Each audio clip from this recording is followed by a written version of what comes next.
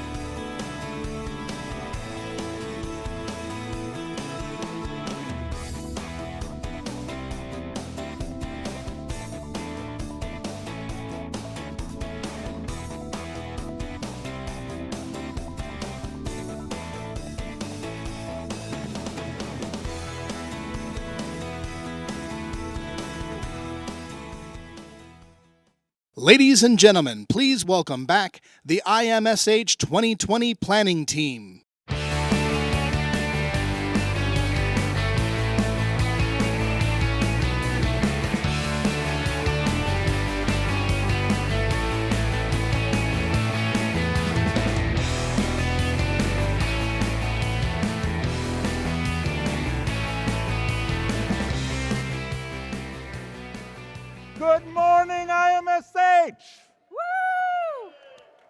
are we all doing?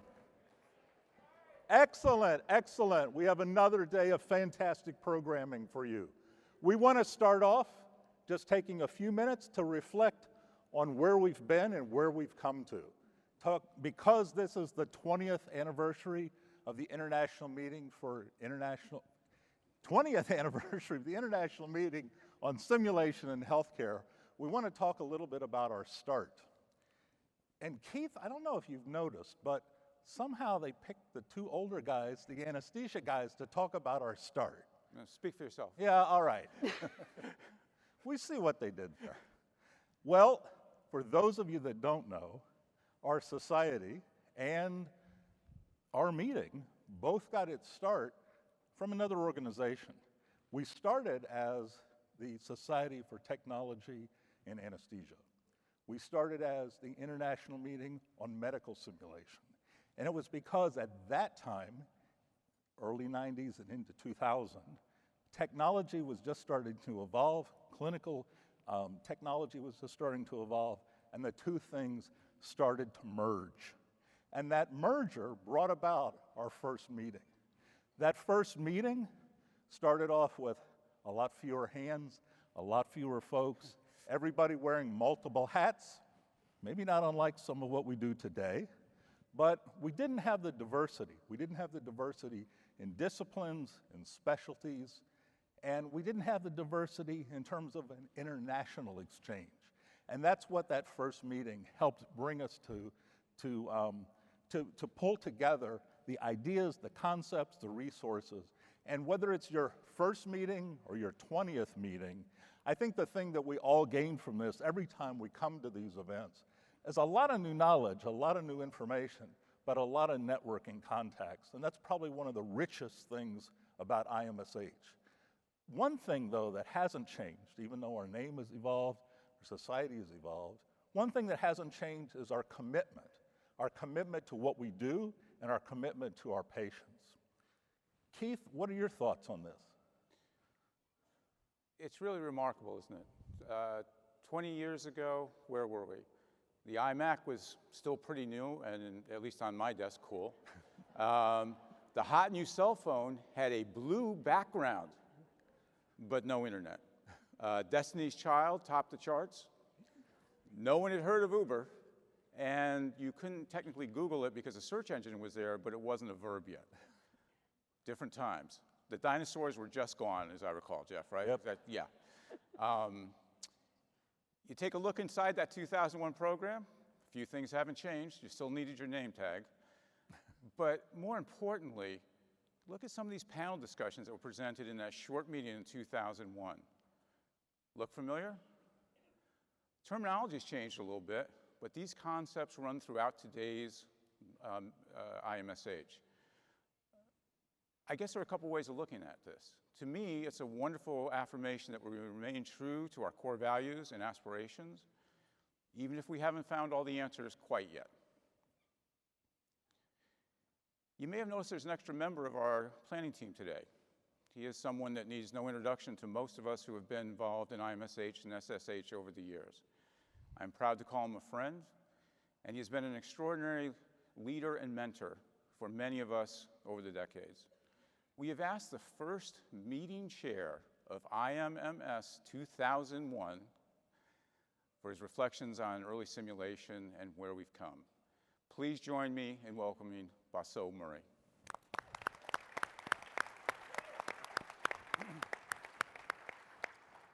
Thank you. It's been a pleasure and an honor to serve the society. And I just wanted to say a little bit about the simulation logo that we have here. Yesterday, Dan Raymer told us that it was actually his son who designed the logo. And Dan, at that point, said, I was sitting at the dining room table with my son, who's an artist, and he wanted a logo. And the son said, well, what do you want the logo to represent? And Dan said, well, we need more diverse. We realized 20 years ago that we need more expertise in our society. We need education, learning theories, human factors, engineering, psychometrics, modeling, aviation. We want all those people to be in our society. And you can see how the sun said, that's the logo. So that's where the logo actually comes from.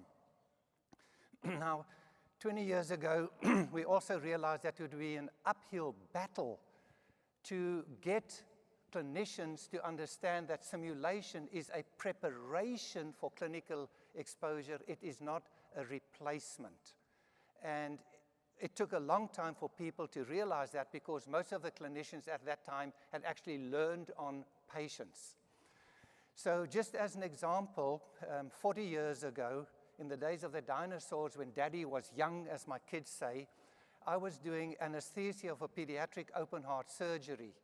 And we had one problem type patient, tetralogy of Fallot, where there were 4 problems in the baby's hearts, and you had to balance with the anesthetic the blood flow through the lungs and the blood flow through the rest of the circulation.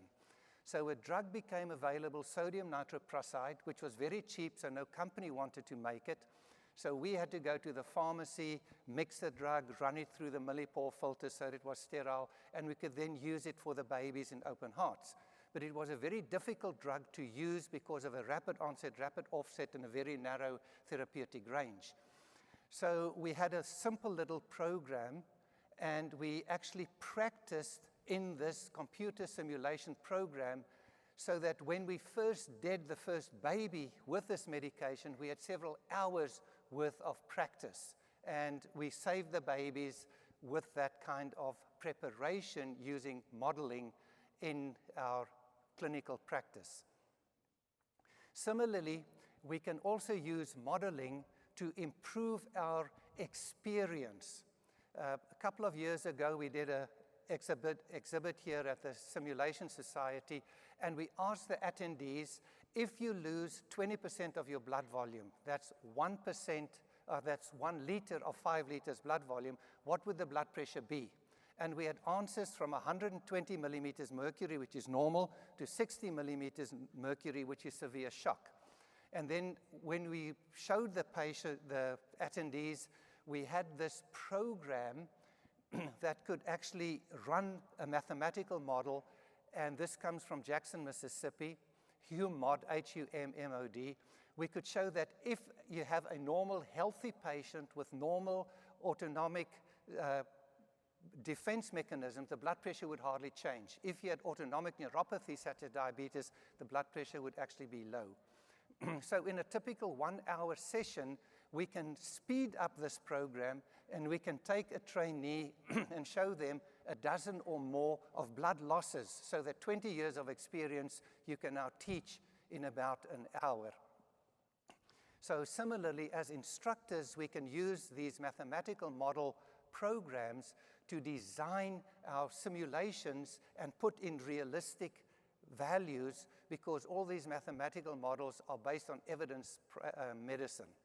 So using a multitude of experts from multitude of disciplines and professions, I believe that we can continue to provide simulation training at a very, very high level. Thank you. Thank you, Basar. The very first program chair, and he actually looks younger than Jeff and I do, so I don't know what that means. As we close this reflection on meetings past, would you please join us in thanking previous planning chairs for their service to this meeting and making it what it is. If you could please stand, previous planning chairs.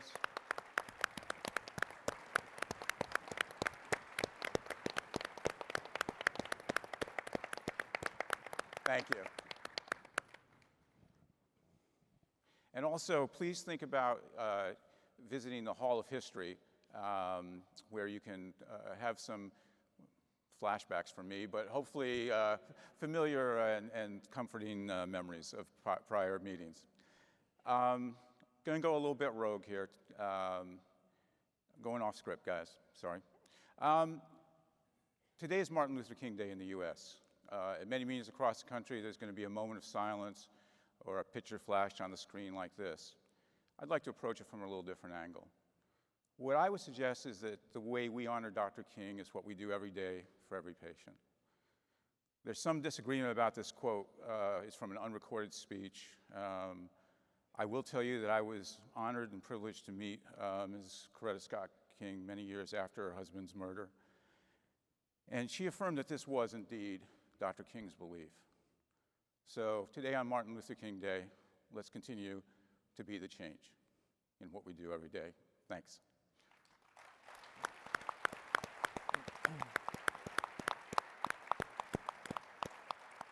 All of you that are sitting out here today are part of SSH. And none of you know who I am, and for good reason, because I'm nobody. These guys, rock stars. Me, not so much. But I did some reviewing, hosted some ops, was a content team lead, and then now I'm here. So get engaged in your society. Join your affinity groups, provide your feedback, drive the vision, drive the future of this society and this organization. Because as any of the SSH staff will share with you, you can't come up with a crazy enough idea that I haven't already brought up. And I'm still here. So, with that being said, get engaged, be part of where we are going, be part of our future, and be engaged. So now we'll get the next part of our day going. And to do that, I'd like to once again welcome Katie Waxman to the stage.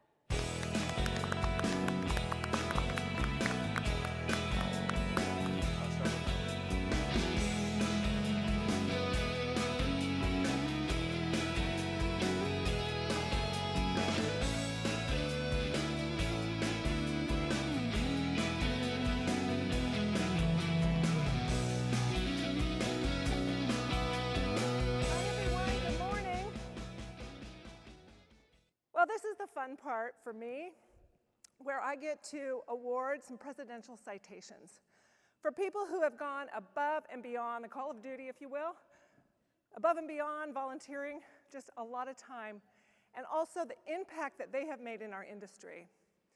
So our first presidential citation today goes to Don Combs.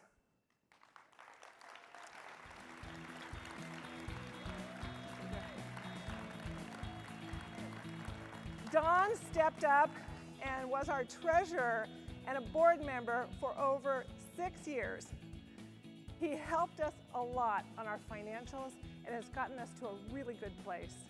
He stepped in at a time that we needed strong leadership with the Finance and Audit Committee. So I commend Don for his service to SSH. Come on down, Don. Congratulations. Oh, thank you.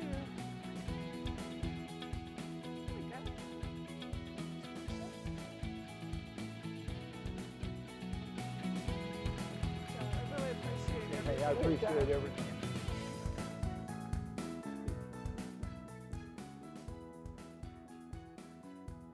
Our next presidential citation goes to Jenny Rudolph. I'm sure you've heard of her. In fact,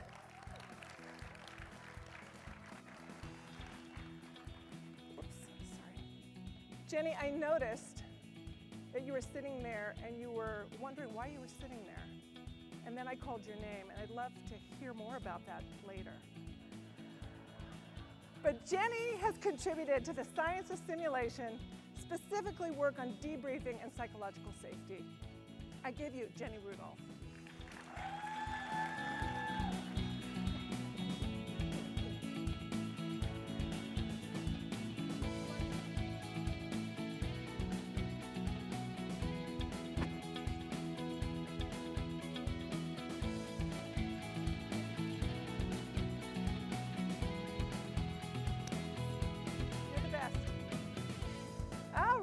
Jenny, thank you.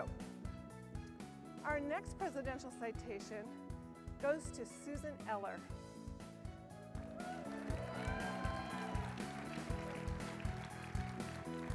Susan not only is a PhD student, so she has a lot of time on her hands, she developed the interactive research map, which is a tremendous resource to our members. Susan Eller. Hey, Colin.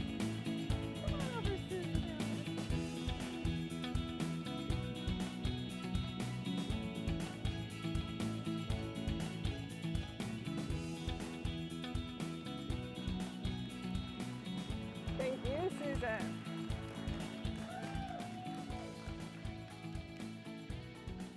The Tomorrow I'll be giving a couple more citations, so hopefully you'll be here to see those as well. Those 3 people have gone above and beyond, and I so appreciate their work. It's now time for me to introduce Lou Oberndorf, who will introduce our keynote speaker for today.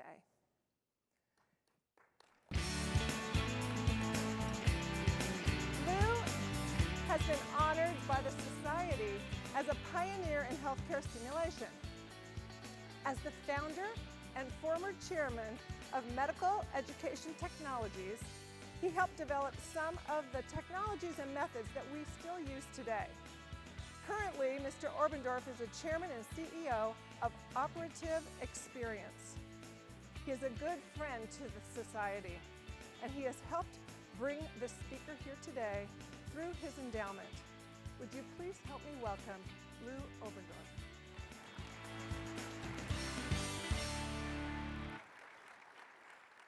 Do you need the clicker? No clicks. I have no slides. I don't have to click. Good morning. Thank you, KT. I was sitting down there and I was watching this group up here on the stage, and it took me back 25 years. Keith and Basso Murray and I have been friends for at least the 25 years that we've been in this business and simulation and experiential learning. And it's a good memory. I want to congratulate the Society for this hallmark year. I really want to thank the planning committee. They were really inspirational in helping pick the theme, develop the theme for this year's meeting, and really helped me in terms of where we were going in terms of this lecture. Just a couple of preparatory remarks. I remind you that this lecture the purpose of this lecture from the beginning was to bring people who are inspirational, innovational, if that is such a word, success, people who got engaged, people who took chances, and were able to inspire us and take us out of our comfort zone. You've heard me say a number of times from this stage and other times that as successful as we have been as a society, as a community, and as much as we're giving back to healthcare throughout the world, and as successful as we've been, the enemy of success is complacency. And I've tried to challenge you, all of you, to get out of your comfort zone, innovate, take chances, be successful. The speaker this year certainly fits all of that, all of those aspects. What have I got here? Can you flip the next chart, please? Okay, good, thank you. I didn't want to have to read from this. We've had some really inspired speakers during this series. Sir Ken Robinson, Wes Moore, and they've really inspired us with their own story and with their challenge to us. The speaker this morning is no less inspirational, no less able to challenge us. Most recently, he was named as the Fortune magazine's World's Greatest Leaders. Think about that. A recipient of the Muhammad Ali Humanitarian of the Year award here on Martin Luther King Day, and listed as one of the world's most influential creative people by the Creative 50s. Mick Ebeling has sparked a movement of pragmatic, inspirational innovation. Mick founded Not Impossible, his company, based on the principle of technology for the sake of humanity. Does that sound familiar to us? He and Not Impossible are continually working to develop a multitude of projects that utilize technology to solve a wide range of fundamental human needs. This is where he was last night, in the ER here in San Diego, getting a couple of IVs, and he could probably tell you the story better than me. We were thinking about bringing him out in a wheelchair to really go for the sympathy vote, but we needed a ramp, and even the SSH staff can't get a ramp up that fast. And then we thought we'd bring him out with maybe holding on to an IV, but then he'd have to have a gown on, and that would be embarrassing. I've become a real groupie of Not Impossible and Mick Ebeling. I've upped his downloads on YouTube now for over the last week or so dramatically. I can't get enough of this. And I believe that you will feel the same exact way. Please, let us welcome Mick Ebeling.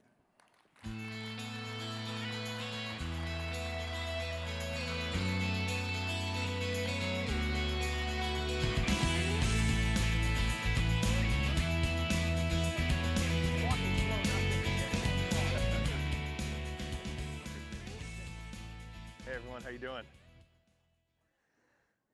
Well, if you're going to be in the ER the night before a conference, I think this is the right conference to be in the ER for. So I think I was talking to some of your leaders beforehand. If I do fall over, it's not a simulation, okay? Just so we're clear.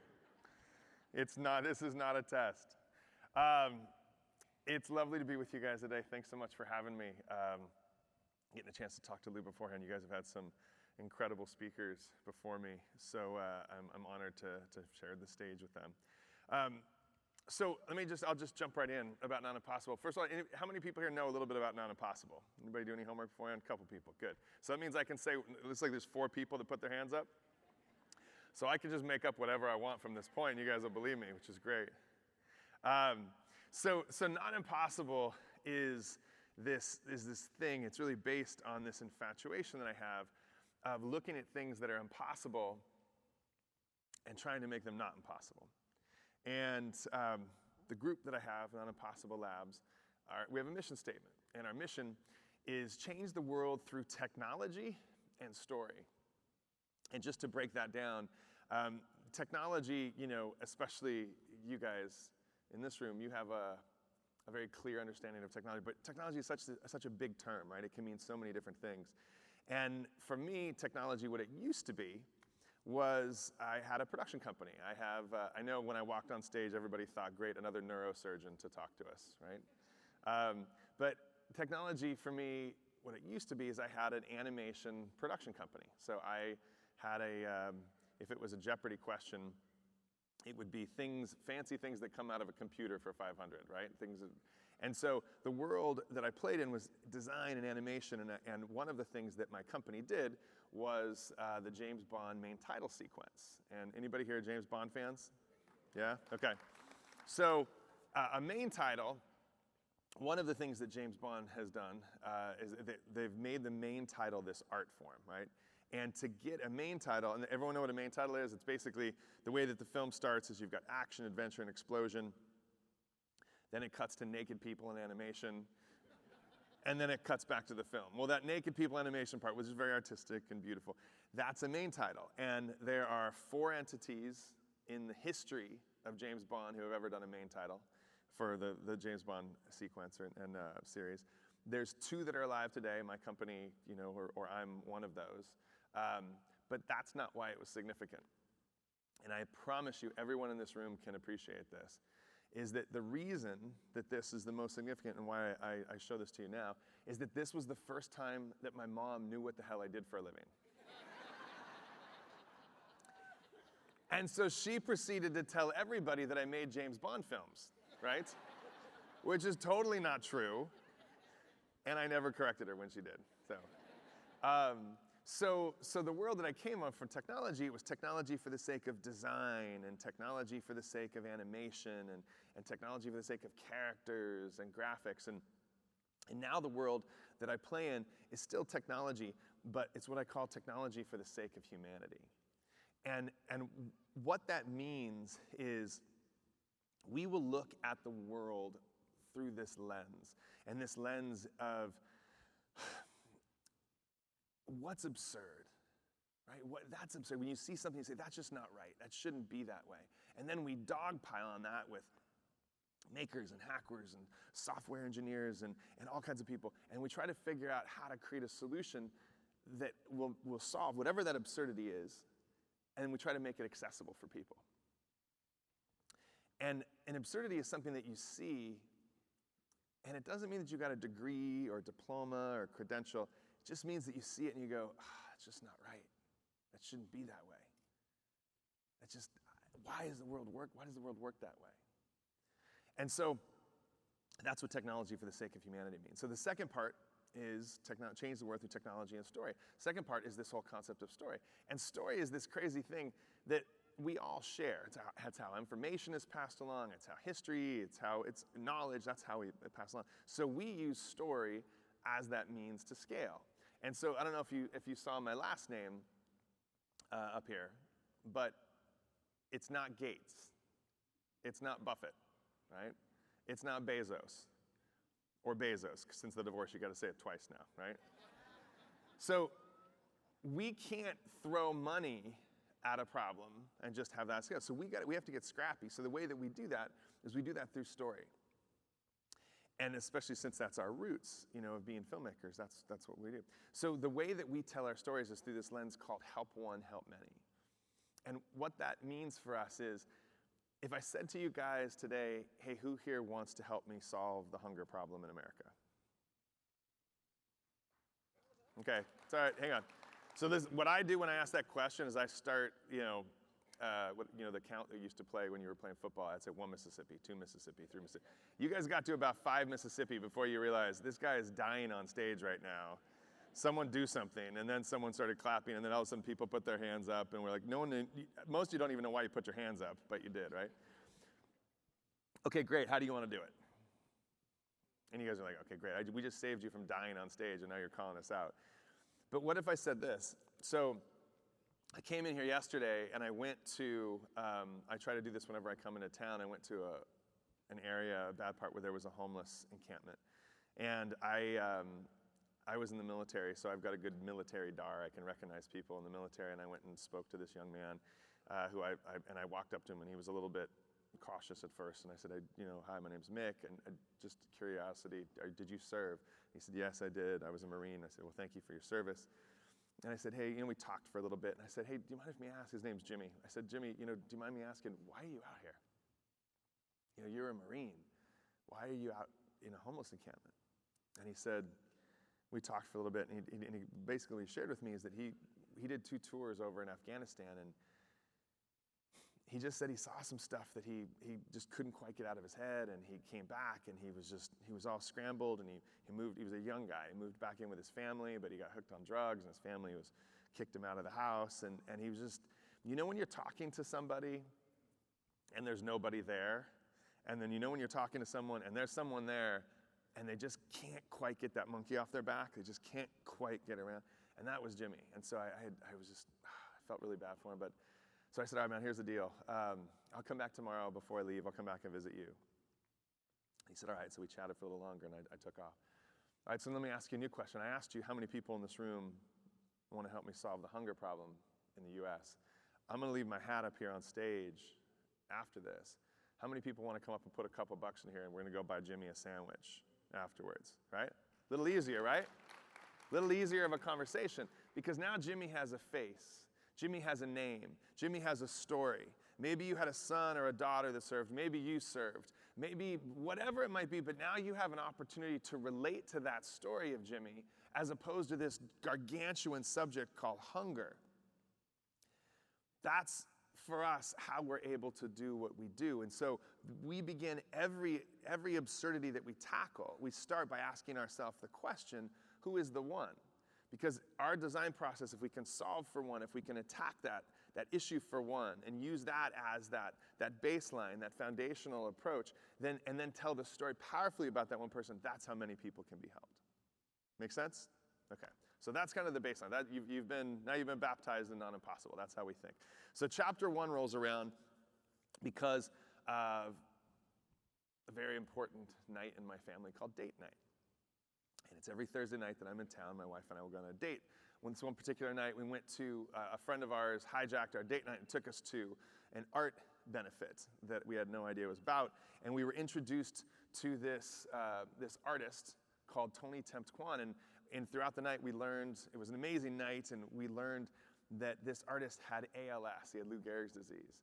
And this is his family and friends who had come together to try to support him and try to raise money for his hospital care and his caretakers. And so what happened is that it was a beautiful night. It was a surprising night. We didn't expect it. And then it was a spring in Los Angeles. We bought some art and went home. Well, Christmas time, holidays time roll around, and in the business of of production, what we will do is we will go to our best clients, our best ad agencies, movie studios, what have you, and we will traditionally give them a bottle of wine, an expensive bottle of scotch, tickets to a Lakers game before LeBron and Anthony Davis started playing for the Lakers, of course. But the deal is, I give you a $150 bottle of scotch, you're supposed to give me millions of dollars of business, right? True story, I said that once. I was speaking at a pharmaceutical conference.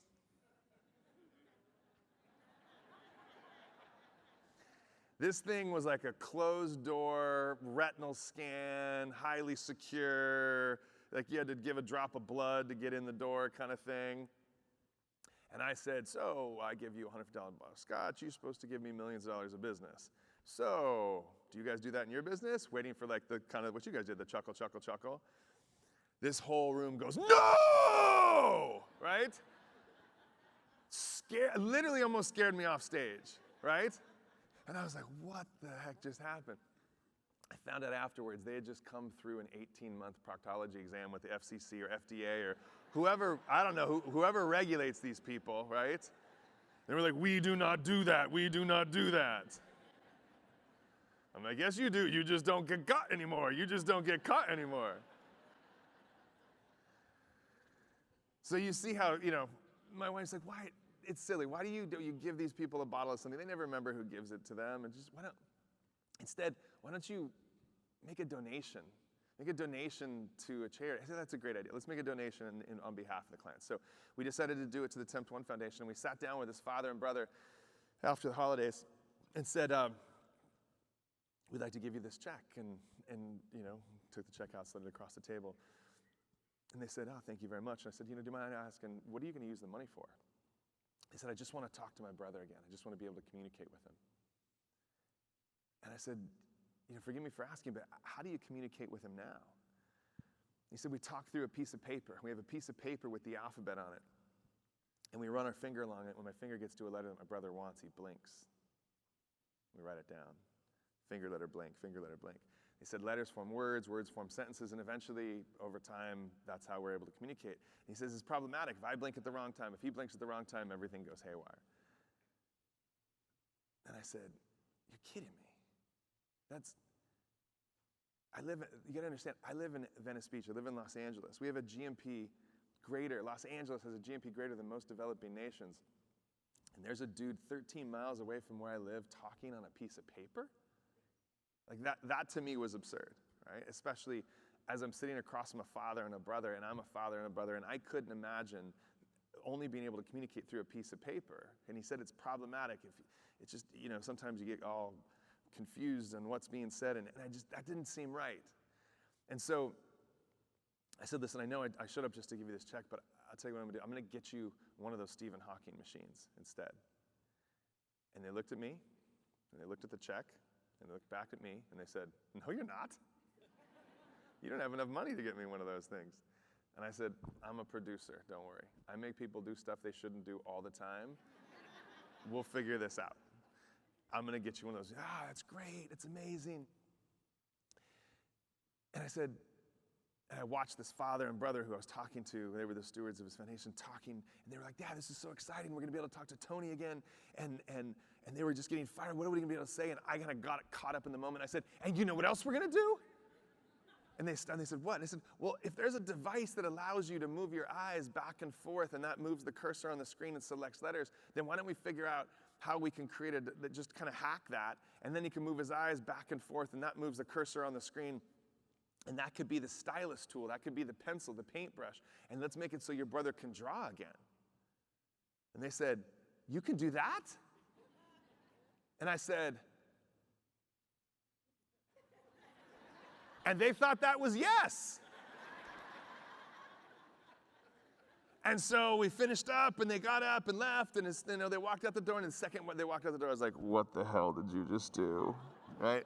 Because I had no business claiming that I should be able to do something like that. But what I learned on that day, and this is fundamental to how we think it not impossible, is that when you see something that's absurd and it just kicks you in the soul, it speaks to you and you say, that's not right, that you commit, then you figure out how you're going to pull it off, right? And you all laugh, you all chuckle, but I'll tell you right now, every single one of you in this room does this all the time. You commit to doing something and you don't have a clue how you're going to be able to pull it off, but you just trust that you're going to be able to do it. And all I'm saying is imagine if you in this room use that same muscle that you already have, and if you think about it, if you take inventory, you'll know that you do this all the time. Imagine if we as a people, as a species, started to do this and start to address social issues. Start to attack issues that go on in our world that just need this kind of attention. So we invited a bunch of hackers and makers and programmers to our house. We started to hack and program, and my wife and kids and I moved out. They moved in, and we mapped the surface of the eye. And at the end of this period of time, we came up with a thing called the Eye Writer, and it's a cheap pair of sunglasses from the Venice Beach Boardwalk, because I believe in locally grown, sustainable produce, right? And that's what's locally grown in Venice Beach.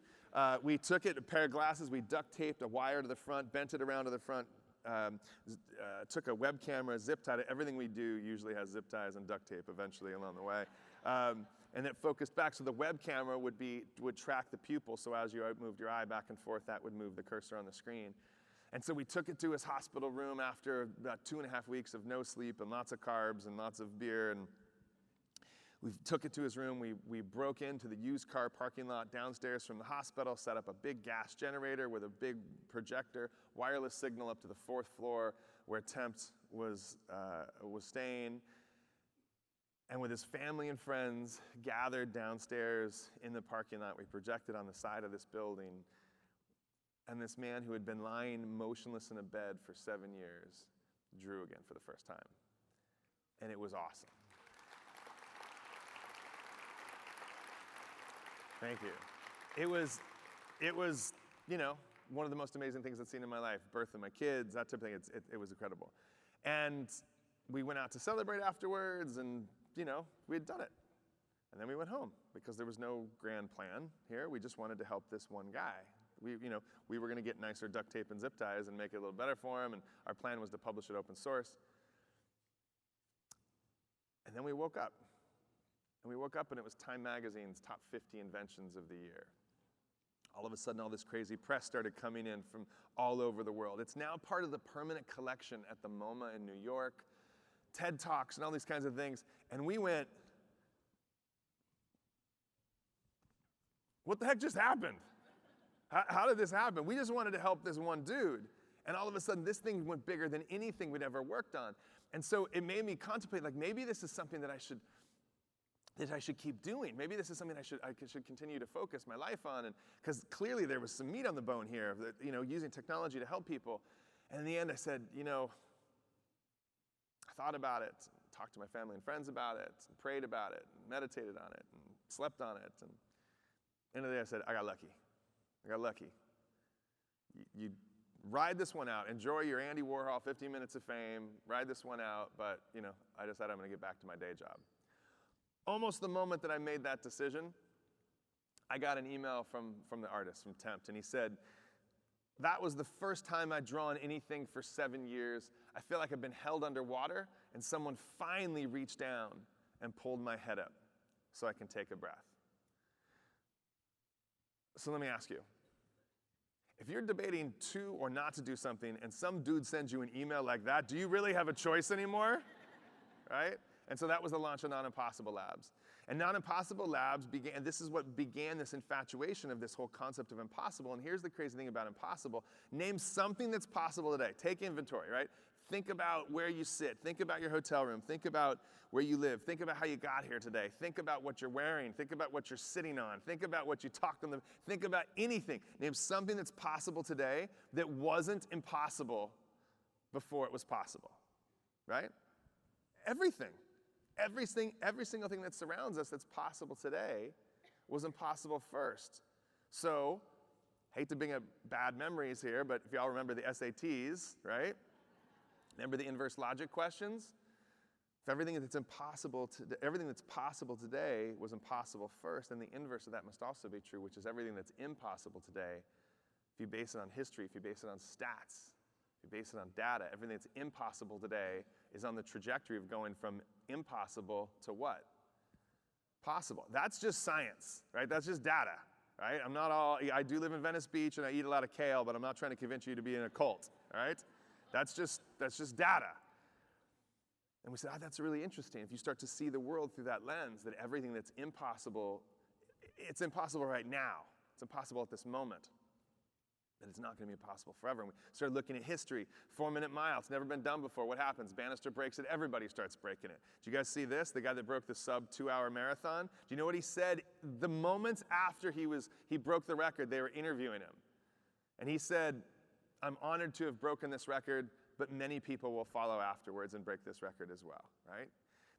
Hillary, you can't climb Everest, Hillary. There's no way you can climb Everest. No way, no how. No human being can do that. Have you guys seen Everest lately? Right? I think they're going to pop up a Marriott at base camp next year. This was the tallest building at one point. Now they're slightly taller buildings. Impossible is a fallacy. Impossible is a temporary state of being that is begging, that is yearning to transition from impossible to possible. And it's our job while we're on this planet to do whatever we can to put our shoulder into pushing things from impossible to possible, to leave it better for generations behind us. Because even if you don't accomplish it, once you realize that, okay, it's impossible right now, but maybe it's not going to be possible in my lifetime. Maybe it's not going to be possible in my kid's lifetime or my grandkid's lifetime. But it's incredibly narcissistic for us to think that something shall remain impossible forever. So while we're here on this planet, it's our job for us to put our shoulders into things and push things, to start to progress things so that future generations can see what mistakes we made so that they can start to transition those things and try to leave this world a little better place. And that's kind of the basis of not impossible, that it's just a fallacy. It's a temporary state of being. Make sense? All right. So chapter 2 happens. I go out to dinner on July 11th with a friend of mine. He tells me about this incredible doctor named Dr. Tom. I go back after dinner and research him. He's this incredible doctor. He was a naval surgeon who became a missionary doctor. He was based over in this region called the Nuba Mountains, which is this strip of mountains between Sudan and South Sudan. And he's the only doctor within a 1,500-mile radius. He's this incredible Mother Teresa type character. And I'm really inspired by his story. I dig in a little bit, and it talks about, as I'm reading about this guy, it talks about the one thing he hates to do is to perform amputations. So I dig into that, find out why is this guy performing amputations. The reason is that the current reigning president of Sudan, or the then current reigning president of Sudan, would bomb his own people in the Nuba Mountains. Strategically, was trying to drive them out because it was an oil-rich area. And he would bomb them with these 55-gallon drums filled with jet fuel and shrapnel. So these 55-gallon drums would roll out of the back, they'd hit the ground, and they'd spray shrapnel everywhere. So it was like a giant Molotov cocktail. And I'm reading this, and I'm like, whoa. And so it talks about he hates to perform these amputations. It talks about this one particular young man this 12-year-old boy, who Dr. Tom had to stitch up and save his life. And the story was that this boy was out tending his family's goats and cows, and he heard the bombers come as he hears them come. These guys, the bombers come every single day. And he hears them coming, and he looks around, and there's no place for him to hide. Because, in a lot of the areas, there's bunkers and foxholes and places where people can hide. But he's out in the middle of an open field, so there's no place for him to go. And he sees a tree, and he goes and he gets behind a tree, and he wraps his arms around a tree. And the bomb goes off not far from where he was behind the tree. So fortunately, he was behind the tree. So his body was protected from the blast. His arms were on the other side. It blew off his arms. And so your response was my response when I saw that. I was like, wow. But what got me more was that what this 12-year-old boy said when he woke up. The first thing he said was, if I could die, I would, because now I'm going to be such a burden to my family. What 12-year-old boy says that, right? What 12-year-old boy deserves to say that? That, to me, my 12-year-old was asleep just down the hallway. I said, that's absurd. I said, all right, I don't know what, I don't know how, but here we go. Geronimo, right? Woke up the next day, told my wife, she said, are we moving out of the house again? I said, yep, we're moving out of the house again. All these crazy mad scientists moved into the house. We started to hack and program and come up with all these kinds of different machinations of things that we could do. Everything that we did along the way was a failure. We failed our way along, but eventually on November 11th, which was exactly and precisely 4 months to the day that I first went out to dinner with that friend of mine and heard about Dr. Tom, this happened.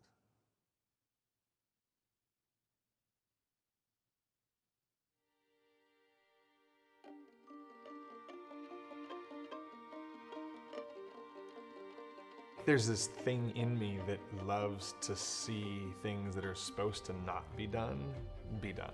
Daniel is just one of 50,000 amputees left in the wake of the bloodiest war Africa has ever known. We flew into an active war zone in Sudan with 3D printers, laptops, spools of plastic, and the goal to build Daniel an arm. You ready?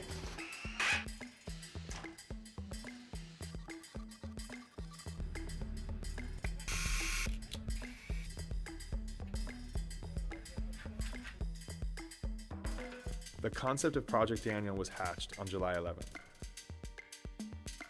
And on November 11th, Daniel fed himself for the first time in 2 years.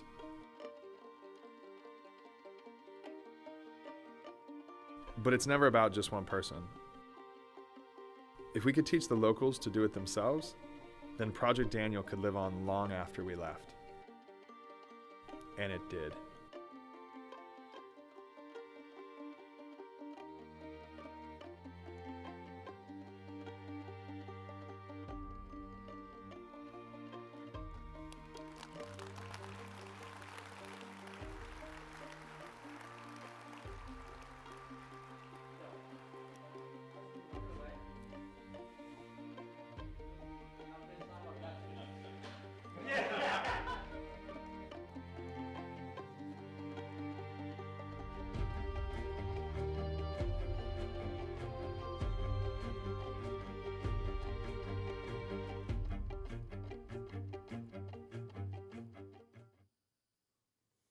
So that's Project Daniel. So thank you guys. So we came back and we said, all right, change the world through technology and story. We think we got some good tech, and we think we got probably a pretty good story. And we launched this story, and it went crazy, right? It blew up.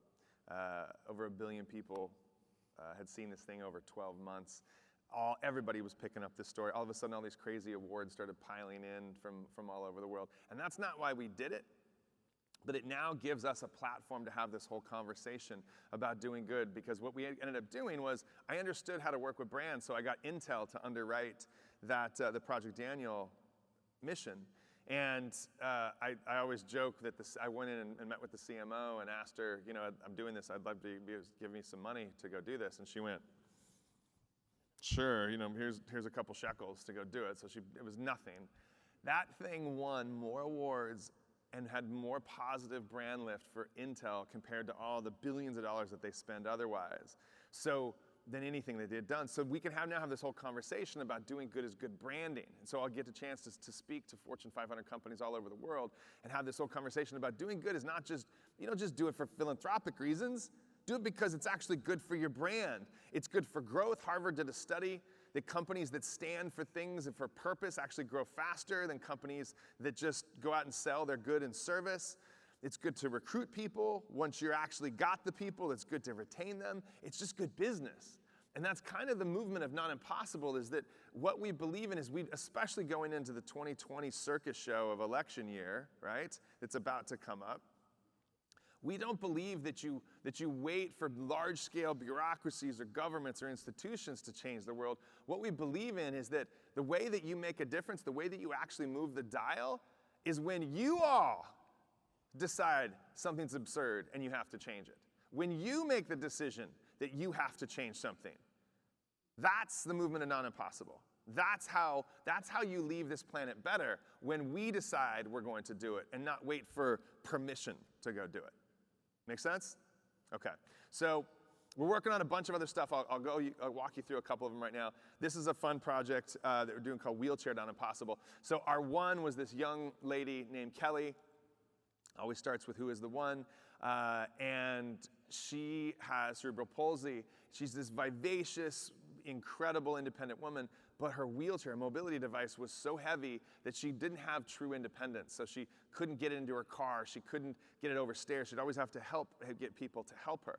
So we said, all right, bugger that. We got to change that. So we now have created this wheelchair that is modular. It breaks apart like a Lego so that each part itself is 10 pounds or less, as opposed to these massive devices that are ridiculously heavy. So now we've created this modular device that's super affordable. We've tried to make this thing so it's less than your deductible so people can afford this thing. But more than that, we've tried to make it aspirational because, look, y'all, when we're to the point where we actually need one of these things, I don't think we see ourselves driving the 1986 scratched up Buick Regal, right? I think we want to be rolling in the Tesla, right? So we've tried to make this thing a little sexy as well. Hunger is a big issue in our company. The stats around hunger, you guys know these. There's close to 50 million Americans that struggle to put food on the table every day. 1 in 3 homeless people are veterans. I think that's criminal. I think the fact that you could go serve your country and have a 1 in 100 chance of being that, I think it's criminal. And my rule, here's my rule with stats that I read, because I know everything you read on the internet's true, but my thing on stats is I double or triple everything. So let's say it's not 1 in 3, let's say it's 1 in 6, 1 in 9, 1 in 12. It's still, that's not right. 1 in 5 kids live a food insecure home, and it's not because we don't have the food. We've got plenty of food. It's a supply chain issue. That's crazy. That's nuts. We're in one of the most amazing countries in the world right now. And by the way, this problem is not just with our country. But in this country, it's one of the most amazing countries in the world. And this is what we've got. That just doesn't make sense. That's absurd. So we chose our one. There's a bunch of homeless kids in Venice Beach. We went down and we met with them. And we asked these kids, what do you prize most? Do you know what they said? Cell phone. Why? Because a cell phone is a form of communication. It doesn't know where you slept last night, doesn't know what your clothes are like. It doesn't judge you by who you sleep with or what color your skin is. It's just a point of communication, and it's an equalizer. So we said, all right, why don't we use the cell phone as a conduit to be able to get them to food that they wouldn't have otherwise? So we wrote this super simple application. It's a basic CRM tool that within 5 prompts, 5 simple text messages, it's able to steer them to a place where they can get food, and it's not a food kitchen or a soup kitchen or a shelter, it's restaurants. It's restaurants. So now we've created a way for the charities, we give it to the charities, they enter their cell phone numbers, they can actually, then it just sends them simple text messages, it pushes them to a restaurant where they can go claim a nutritious, healthy meal. And the best thing about this, not only do the restaurants get to make a little bit of money, right? So now rather than money being wasted with these large, institutional, now the public sector is making a little bit of money on that side. The charity is able to support their constituency, but the kid or the vet or the whoever gets to walk into the restaurant and claim a meal just like everybody else. And they walk in with dignity and they walk out with dignity.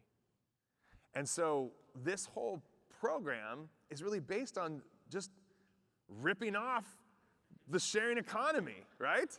It's what you do. It's either a car or a bed. And so we deployed this in Venice Beach. It was a great pilot in Venice Beach. We deployed it again in St. Louis, and we fed close to 12,000 meals in 90 days. Thank you.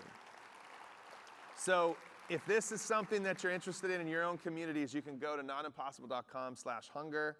And you can see more about this program, but it's something we're really excited about, and we're deploying this across. And since you guys are in the medical community, we're gonna be deploying this at a hospital and a low-income hospital in Texas.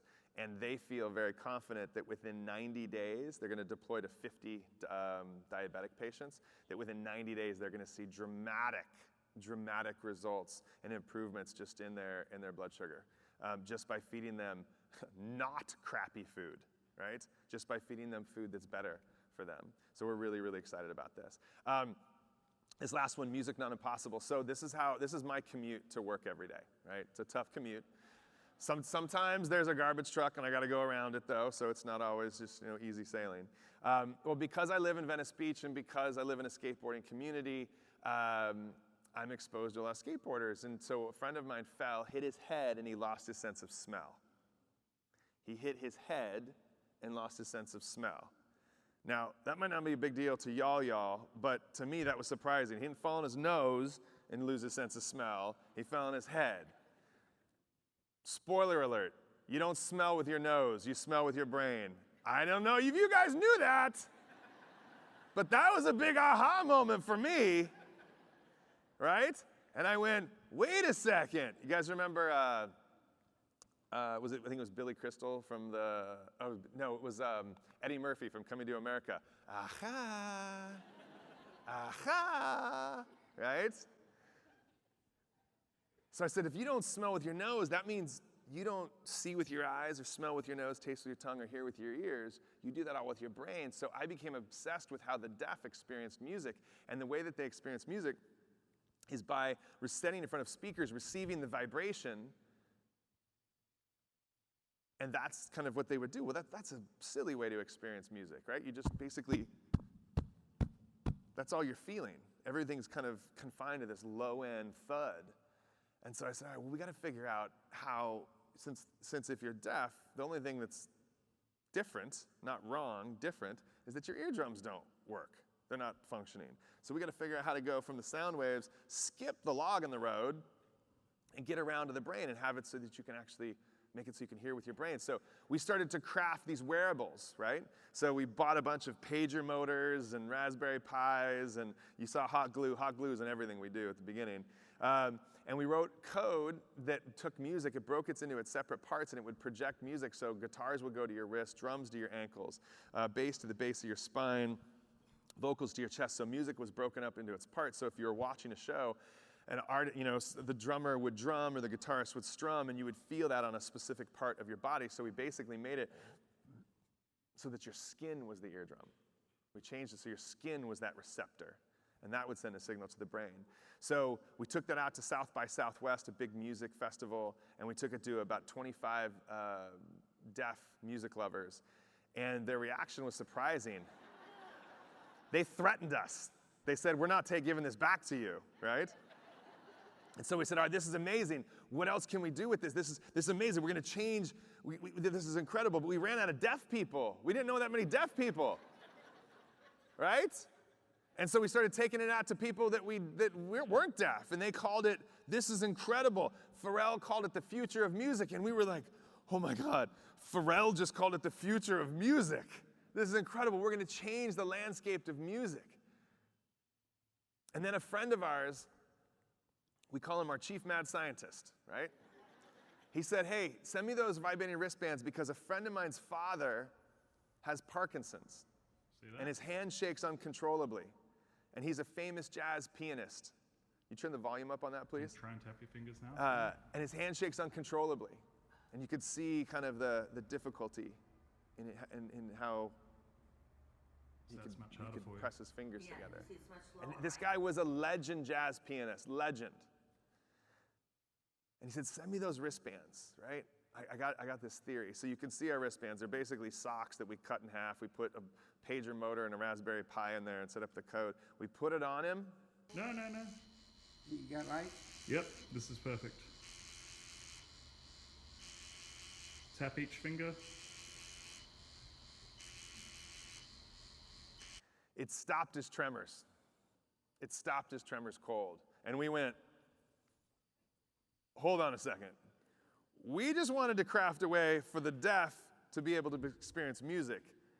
And now we might have stumbled upon a non-pharmaceutical remedy to Parkinson's tremors? And this is the story of Joe. When I'm lying in bed, sometimes I think about those performances, how good they were, how bad they were. I just fell out of bed and couldn't walk. And then we went to the doctor and she did the test and she said, you got Parkinson's, early Parkinson's. You just get tired of fighting it. When you stopped playing music, did you ever dream about it at night? Absolutely. I mean, this is my life.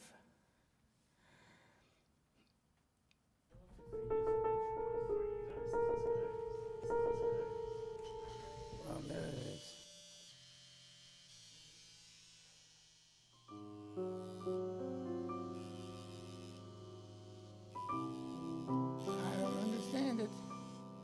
can't stop shaking. It's just incredible.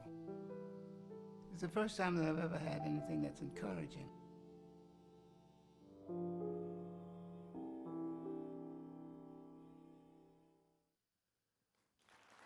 Thank you. So, thank you. So I didn't know this at the beginning, but I'm always a little bit humbled and hesitant to ask this, but how many people in this room know someone, friend, family, loved one with Parkinson's? Look at the number of hands that just went up. It's crazy, right?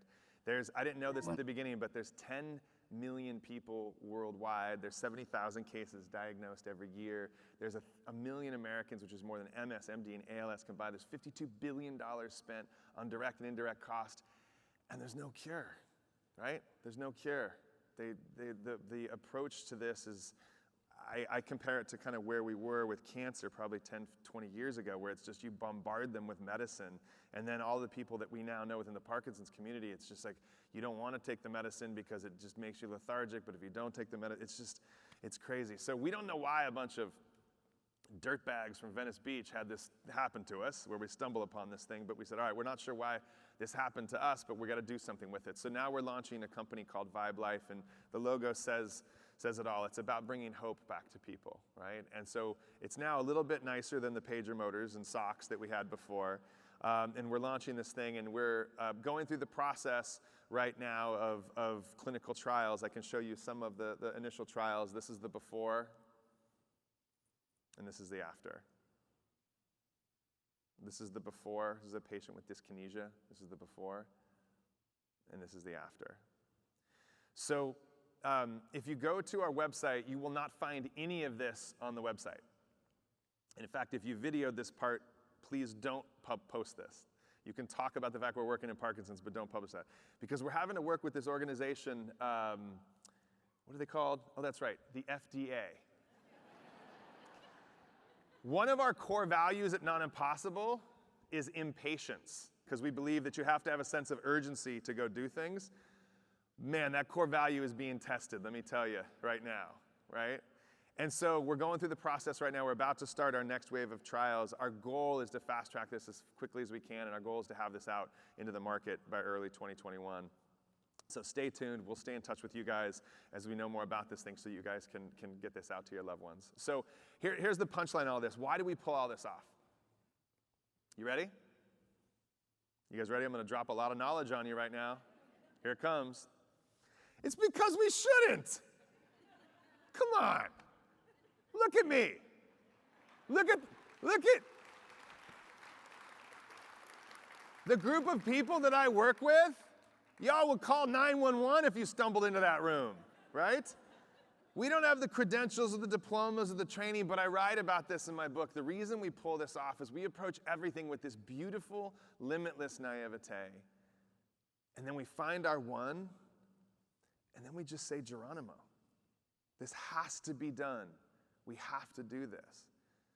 And so I want to leave you guys with this quote. It's one of my favorite quotes in the world by Horace Mann, which is, refuse to die until you have won some victory for humanity. Refuse to die. Horace is breaking it down pretty clean for us. If you've done good, you can die. If you haven't, you got to stick around for a little bit longer and do some good, right? So here's my question to you guys. What's your victory going to be?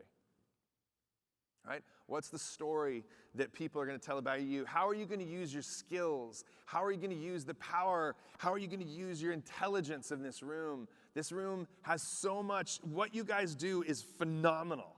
It's groundbreaking stuff, okay? Let me ask you this. Can we establish this? If you tonight are going to sleep, a lot of you traveled in, so you're going to sleep in the hotel, 6 million thread count sheets, right? You have your plenty of money, either your company's buying your meals or you've got plenty of money to get your meals. When you go home, your stuff's not going to be out on the street. You're not worried about whether your kids are going to eat today. You're not worried about whether you're going to eat today. Can we establish this, that if you're in this room right now, you're blessed? Fair enough? Okay, so we're blessed. We are the lucky ones, right? Okay. So here's my question. What are you going to do with that blessing? What are you going to do with the blessing of your life? Are you going to sit back and allow life to just kind of happen and you're just going to kind of keep on going? Or are you going to take your intelligence, your gifts, your power, your brains, your creativity, your access, and are you going to try to make the world better for future generations? Right? Imagine if your meditation, imagine if your mantra was to be a good ancestor. Imagine that. Imagine if you said, I want people from generations and now to look back and say, I'm so glad that that person was here because they've made it better for us. So I want you to think how you're going to use your blessings. How are you going to use that to make this world a better place? And in that whole spirit of help one, help many that I've been talking about today, the question I really want to leave you guys with is this. Who's your one? Who's that one person that you're going to walk by, drive by, you're going to read about, you're going to see on television? Who's that one person that if you were to try to change that person's life or do something to try to make that person's life a little bit better, who knows? Maybe it's just with that one person. Maybe you just do it for that one person, in which case Horace says you can die, so you're good, right? But the chances are you're not going to stop with one person. You're going to do it for that one person. You're going to go, all right, that felt pretty good. I think I'm going to do it again. And 1 turns to 2, and 2 to 4, and so on and so forth. So ask yourself the question as you go through the conference, as you go home, ask yourself the question, who is your one? Or a different way to say it is, who is your Daniel? Who is your Daniel? Thank you guys very much. Thank you guys.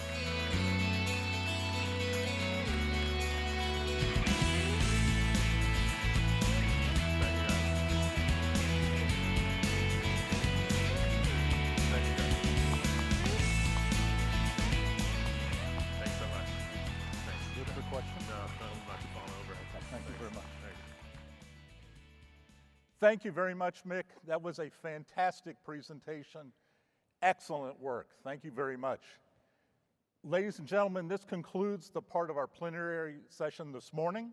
We invite you to go forth, be inspired, think of the impossible and make it possible. Enjoy the educational events, enjoy the exhibits and our sponsors, and most importantly, enjoy the networking with each other. We will see you here tomorrow. Thank you again. And welcome to IMSH 2020.